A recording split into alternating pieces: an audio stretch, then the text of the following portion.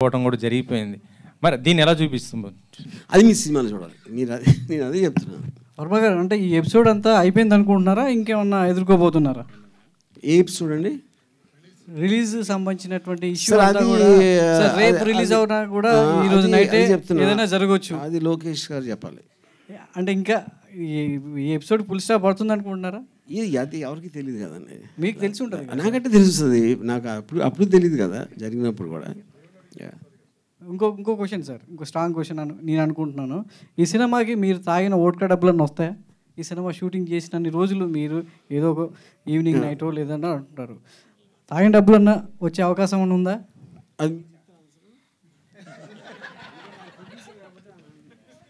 చెప్పండి సార్ అరుణ్ గారు. 23వ తారీఖు ఫస్ట్ షో పడిన తర్వాత అప్పుడు మాట్లాడదాం, మీకు అర్థమవుతుంది అప్పుడు ఎంత వస్తాయి అనేది. జర్నలిస్ట్ మీకు మెజర్మెంట్ ఉండదుగా. ఫస్ట్ షో అన్ని స్క్రీన్స్ మీద ఎన్ని షోలు పడినాయి, ఎన్ని థియేటర్ రిలీజ్ అయింది, దాన్ని బట్టి ఒక మెజర్మెంట్ మీద మీకే అర్థమవుతున్నారు. అంత తాగారా సార్ వర్మ గారు? అంత తాగారా? కిరణ్ గారు, ఒక సినిమా రిలీజు ప్లానింగ్ అంతా చేసుకున్న తర్వాత ఆల్ ఆఫ్ ఎ సడన్గా అది రిలీజ్ ఇది ఆగిపోతే ఆ డిస్టర్బెన్స్ అనేటువంటిది ఫైనాన్షియల్గా చాలా దెబ్బ కొడుతుంది, ప్రొడ్యూసర్ని చాలా డిస్ట్రాక్ట్ చేస్తుంది. How you face this particular thing? అప్పుడు ఎంత లాస్ ఫీల్ అయ్యారు, ఇప్పుడు ఎలా రిలీజ్ అయిపోతున్నారు, what is the financial stake involved in this particular project? ఈ సినిమా స్టార్ట్ చేసినప్పుడు అదన్నీ ఆలోచించే దిగానండి. ఇది లోకేష్ అడ్డం పడతాడని, సెన్సార్ ఆగిపోద్దని. లోకేష్ అని కాదు, డిఫరెంట్ పర్సన్స్ ఎవరు దానికి వాళ్ళ యొక్క అభిప్రాయాలకి వ్యతిరేకంగా వాళ్ళు ఫీల్ అయి ఉండొచ్చు, ఏదైనా ఇన్సెక్యూరిటీ ఫీల్ అయి ఉండొచ్చు.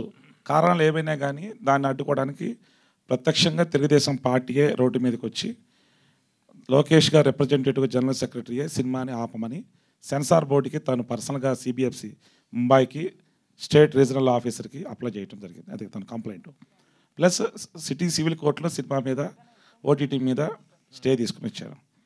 తను ఒక 3 సార్లు ముఖ్యమంత్రి చేసిన కొడుకు ఇలా నడి రోడ్డుకి వచ్చి ఒక సినిమాని ఆపటానికి ప్రయత్నం చేశాడంటే తనకి శక్తి వంచన లేకుండా ఎక్స్ట్రాడినరీ అడ్వకేట్లను పెట్టి, హైలీ పేమెంట్ ఉన్న అడ్వకేట్లను పెట్టి ఒక 3.5 నెలల పాటు అదే పనిగా రాష్ట్ర రాజకీయాలను పక్కన పెట్టి రేపు ఎలక్షన్లో ఏం చేయాలా, క్యాండిడేట్లు ఎవడ పెట్టాలా, ఎవరితో ప్రయాణం చేయాలా అనే విషయాలను పక్కన పెట్టి ఈ సినిమాని ఆపటమే తన జీవితాశయంగా తను ఎంచుకున్నాడు. అది తను తీసుకున్న ఈ 3 నెలలుగా తన డ్యూటీ తెలుగుదేశం పార్టీ తరఫున. దానిలో ధర్మం అంటే ఒకటి ఉంది. కొంచెం లేట్ అయినా కానీ ధర్మం గెలిచింది. న్యాయస్థానాలన్నీ కూడా కింద కోర్టులు, కింద 2